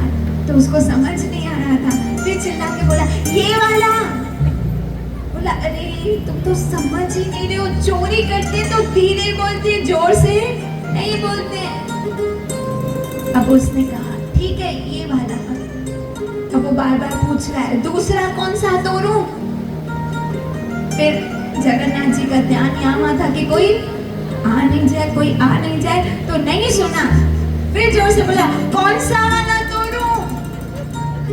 जगन्नाथ ने बोला इस पागल को कभी चोरी करने आएगी ही नहीं, ये सीखेगा ही नहीं कभी चोरी करना। अब ऊपर झाड़ पे चढ़ा और चिल्ला रहा है। अब जैसे ही बोला कौन सा तोरू, इतने में वहां जो पहरेदार थे टॉर्च लेके डंडा लेके तेजी से आए कि आज बगीचे में कोई घुसा है। जैसे ही टॉर्च देखी जगन्नाथ जी भाग गए, 1 2 3 हो गए। जगन्नाथ जी तो वहां से भाग गए और वो झाड़ पे लटक रहा है फणस लेके। इतने में पहरेदार आए, अंधेरा था, रात का समय था। बोला फुटे शर्म नहीं आती है, रात को चोरी करते हो? इतने बुढ़ापे में कम से कम उम्र तो देखी होती, उतर नीचे। अब वो उतरे कैसे? हाथ में 2 फणस है, धोती पकड़े, उतरे कैसे? बोला मुझे उतरना ही तो नहीं आ रहा है। बोला चढ़ा कैसे? अब कैसे बताए कि जगन्नाथ ने चढ़ाया मुझे? बोल तो सकता नहीं है। उतर नीचे। जैसे ही नीचे उतरा उसको दे मारा, 1 लट, दूसरी लट, तीसरी लट, दे मारी। अरे मुझे बचाओ। जगन्नाथ तो चले गए, इधर डंडा, इधर डंडा, इधर डंडा। अब बोला सुबह राजा को आने दो। अब सुबह राजा को बुलाया। राजा जैसे ही आए बोला, अरे ये तो हमारे यहाँ के संत है, इनको तो सारी दुनिया मानती है। बोला अब वो शर्मिंदा हुए। राजा ने कहा, महाराज आपको चोरी करने की क्यों जरूरत पड़ी? आप बोलते तो आपके मंदिर, आपके आश्रम में 100 फर्नेस भेज देता। ये ऐसा काम करने की जरूरत क्यों पड़ी? पूरी जिंदगी आपने भजन किया, हरि नाम लिया, बुढ़ापे में चोरी? अब कैसे बोले? चुप। राजा ने कहा, महाराज बात क्या है? बोला, सच बताऊं, ये मेरे धंधे नहीं है, ये इनके धंधे हैं। ये मैंने ऐसा कुछ भी नहीं किया है, ये सब इस जगन्नाथ ने करवाया है। बोला क्यों? बोला सच सच बताता हूँ। मुझे बोला रात को आना, चोरी करने जाएंगे। मुझे तो डंडे पड़े, मैंने तो इतनी मार खाई और खुद तो भाग गए। और बोलते दोस्ती में होता है, दोस्ती में होता है, दोस्ती दोस्ती करके मैं से पता नहीं क्या क्या करवा दिया। अब राजा जो हंसे, राजा को बड़ा आनंद आया। हमारे जगन्नाथ जी आपके साथ इतनी लीलाएं करते हैं। पहले तो राजा उस भक्त के पांव पे गिर गए। आप कितने भाग्यशाली हो, अरे हम तो उसकी एक झलक के लिए तरसते हैं, एक आंखों के इशारे के लिए तरसते हैं, और आपसे वो साक्षात बातें करते हैं।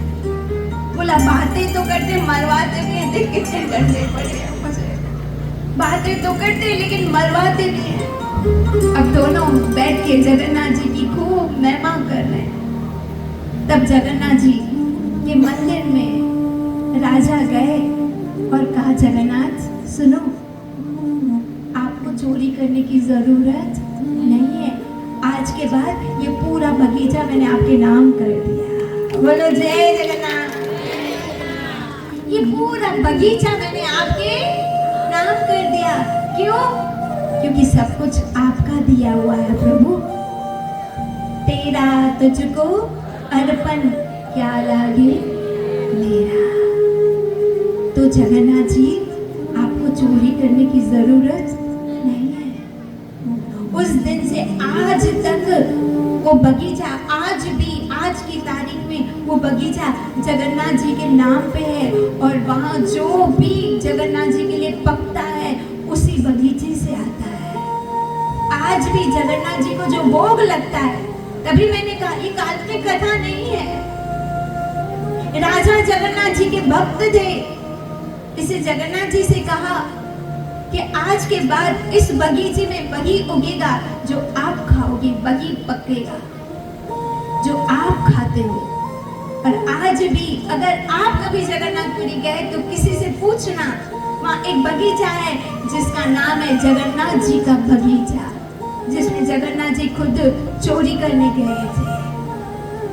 और कई कई तो लोग कहते हैं कि आज भी वो जाल है जिसमें वो भक्त चले थे।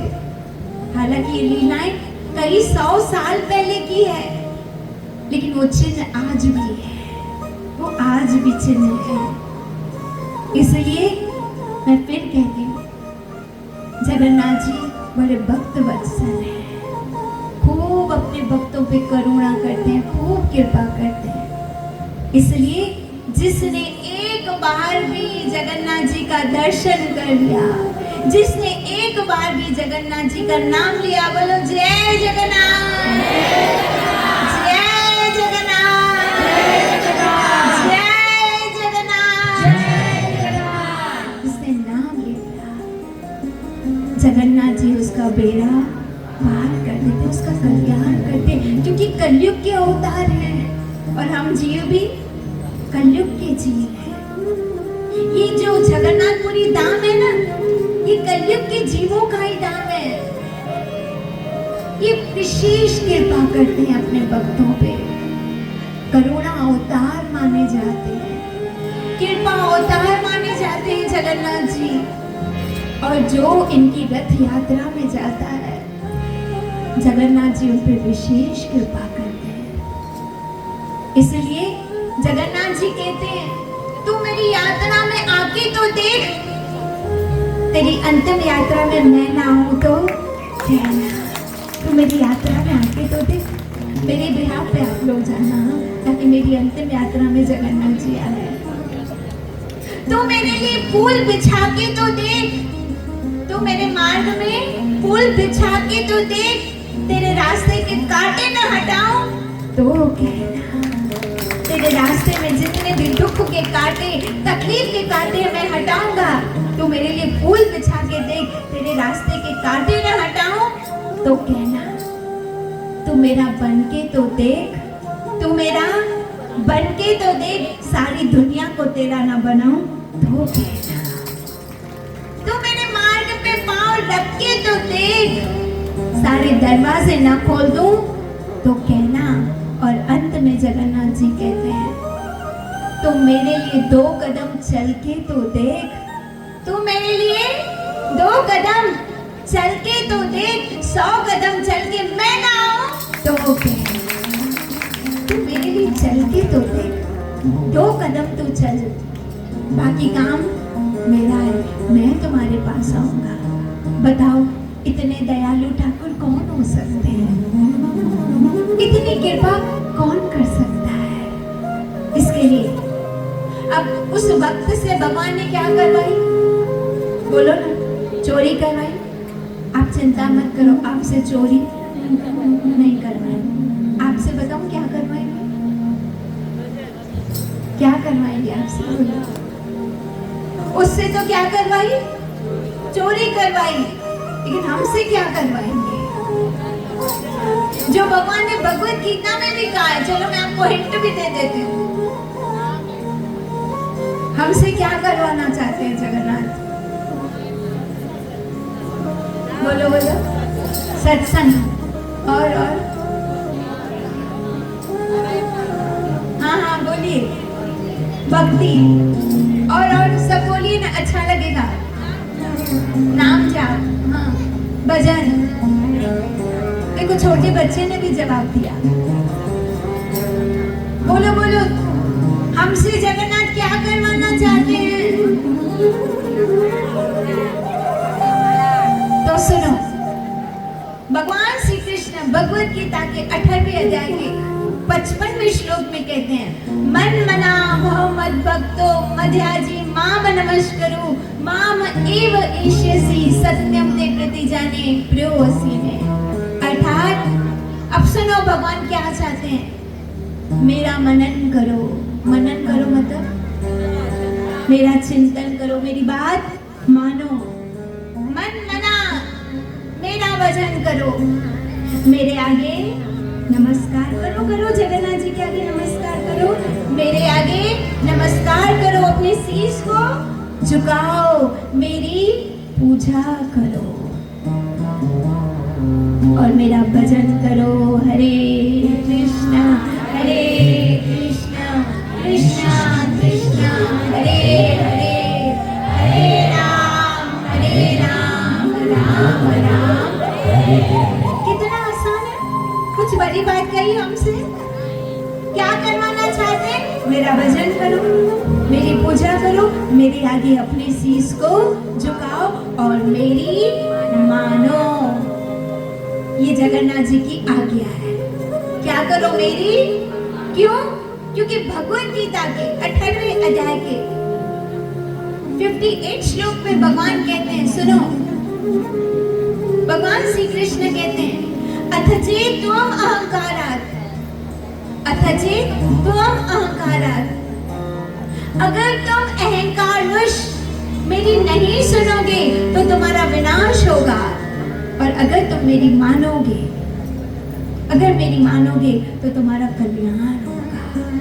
हम सब अपना कल्याण चाहते हैं या विनाश चाहते हैं? तो एक काम करना पड़ेगा, बस भगवान की बात माननी है। और क्या है? मनन। मेरा मनन करो। आज जगन्नाथ जी के सामने हम सब संकल्प करते हैं, हम रोज भगवान का भजन करेंगे। करते हैं? कितने जने संकल्प करते हैं? भाई कैमरा में दिखाओ कितने जने जिन्होंने हाथ नहीं उठाए। ऐसे नहीं, हम खुद उठ जाएं, ऐसे हाथ उठा लो। हम क्या करेंगे रोज? बोलो क्या करेंगे? रोज भजन करेंगे। कौन सा? हरे कृष्णा